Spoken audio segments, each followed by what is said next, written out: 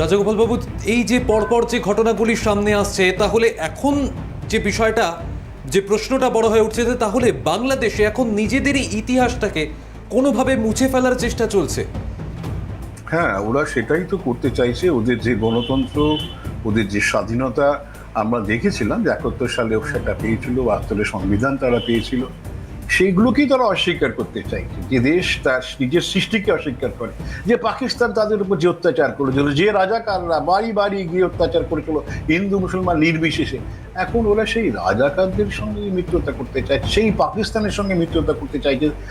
ইউনুস বলে দিলেন যে পাকিস্তানের কোনো জাহাজ ঢুকলে কোনোভাবে এটাকে ডিলে করা চলবে না, সঙ্গে সঙ্গে তাকে রিলিজ করতে হবে, তাড়াতাড়ি তাকে লোডিং করতে হবে, লোডিং আনলোডিং করতে হবে, এসব বলি। এগুলো তো অবাক করার ব্যাপার।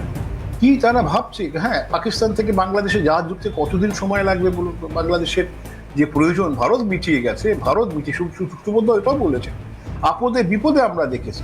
বাংলাদেশে কোভিডের সময় যে যন্ত্রণা যে হয়েছিল, চীনের থেকে ভ্যাকসিন নিয়েছিল, কাজ করেনি, আমাদের ভ্যাকসিন কাজ করেছে। আমরা কোনোদিন বাংলাদেশকে বলিনি যে তোমাদের তোমাদের রক্ষা করছি, আমরা বলিনি। যুদ্ধ শেষ, মুক্তি হয়ে গেল, ইন্দিরা গান্ধী একটা সেনাও সেখানে রাখেনি, সঙ্গে সঙ্গে আমাদের দেশে পাঠিয়ে দিয়েছিলেন। ঠিক আছে, তোমাদের দেশ তোমরা রক্ষা করবে, আমরা কিছুতেই করতে চাই না তোমাদের। যদি আমাদের যা সামর্থ্য তাই অনুযায়ী তোমাদেরকে আমরা দিয়ে যাবো। এবারে বাজেটও দেখবেন, বাংলাদেশে এত হিন্দুদের উপর অত্যাচার রয়েছে, সংখ্যালঘুদের উপর অত্যাচার রয়েছে, এসব সত্ত্বেও এই বছরের বাজেটেও আপনি দেখবেন ভারত সরকারের বরাদ্দ রয়েছে। যখনই ওরা বলছে এটা পাঠাও, আমরা পাঠাচ্ছি, বুঝেছি, কারণ আমরা সেখানকার মানুষদের কোনো ধরনের কষ্ট হোক সেটা চাই না। কিন্তু ওরা বড় যন্ত্রণা দিচ্ছে এই সমস্ত মানুষ।